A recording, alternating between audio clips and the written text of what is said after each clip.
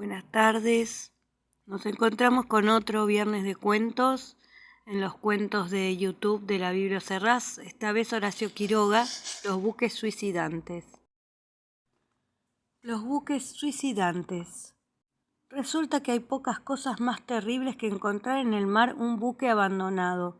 Si de día el peligro es menor, de noche el buque no se ve ni hay advertencia posible. El choque se lleva a uno y otro. Estos buques abandonados por A o por B navegan obstinadamente a favor de las corrientes o del viento, si tienen las velas desplegadas.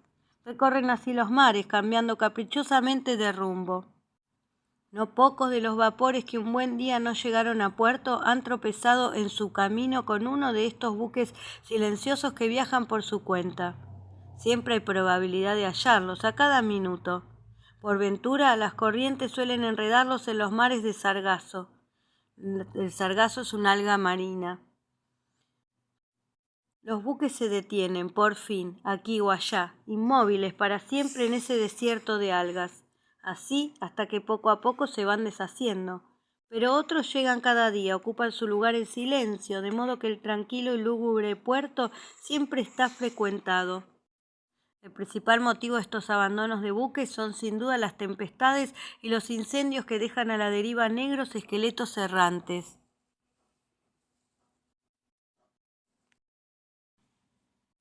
Pero hay otras causas singulares, entre las que se puede incluir lo acaecido al María Margarita, que zarpó de Nueva York el 24 de agosto de 1903 y que el 26 de mañana se puso al habla con una corbeta sin acusar novedad alguna. 4 horas más tarde, un paquebote, no obteniendo respuesta, desprendió una chalupa que abordó al María Margarita. En el buque no había nadie. Las camisetas de los marineros se secaban a proa. La cocina estaba prendida aún. Una máquina de coser tenía la aguja suspendida sobre la costura como si hubiera sido dejada un momento antes. No había la menor señal de lucha ni de pánico, todo en perfecto orden. Y faltaban todos. ¿Qué pasó? La noche que aprendí esto estábamos reunidos en el puente. Íbamos a Europa y el capitán nos contaba su historia marina, perfectamente cierta por otro lado. La concurrencia femenina, ganada por la sugestión del oleaje susurrante, oía estremecida. Las chicas nerviosas prestaban sin querer inquieto oído a la ronca voz de los marineros en proa. Una señora muy joven y recién casada se atrevió. ¿No serán águilas? El capitán se sonrió bondadosamente. ¿Qué, señora? ¿Águilas que se lleven a la tripulación? Todos se rieron y la joven hizo lo mismo, un poco cortada. Felizmente un pasajero sabía algo de eso, lo miramos curiosamente. Durante el viaje había sido un excelente compañero, admirando por su cuenta y riesgo y hablando poco. Ah, si nos contara, señor, suplicó la joven de las águilas. No tengo inconveniente, asintió el discreto individuo. En 2 palabras, en los mares del norte, como el María Margarita del capitán, encontramos una vez un barco a vela. Nuestro rumbo, viajábamos también a vela, nos llevó casi a su lado. El singular aire de abandono que no engaña en un buque llamó nuestra atención y disminuimos la marcha observándolo. Al fin desprendimos una chalupa.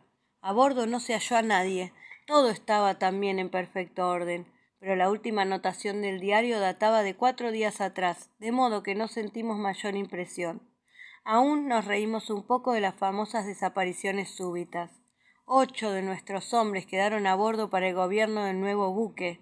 Viajaríamos en conserva, que es viajar en sociedad, socorriéndose mutuamente entre ambas embarcaciones. Al día siguiente lo alcanzamos, pero no vimos a nadie sobre el puente. Desprendióse de nuevo la chalupa y los que fueron recorrieron en vano el buque. Todos habían desaparecido, ni un objeto fuera de su lugar. El mar estaba absolutamente terso en toda su extensión. En la cocina hervía aún una olla con papas. Como ustedes comprenderán, el terror supersticioso de nuestra gente llegó a su colmo. A la larga, 6 se animaron a llenar el vacío y yo fui con ellos. Apenas a bordo, mis nuevos compañeros se decidieron a beber para desterrar toda preocupación. Estaban sentados en rueda y a la hora la mayoría cantaba ya. Llegó mediodía y pasó la siesta. A las 4 la brisa cesó y las velas cayeron. Un marinero se acercó a la borda y miró el mar aceitoso. Todos se habían levantado, paseándose, sin ganas ya de hablar. Uno se sentó en un cabo arrollado y se sacó la camiseta para remendarla. Cosió un rato en silencio. De pronto se levantó y lanzó un grito silbido. Sus compañeros se volvieron. Él los miró vagamente, sorprendido también, y se sentó de nuevo.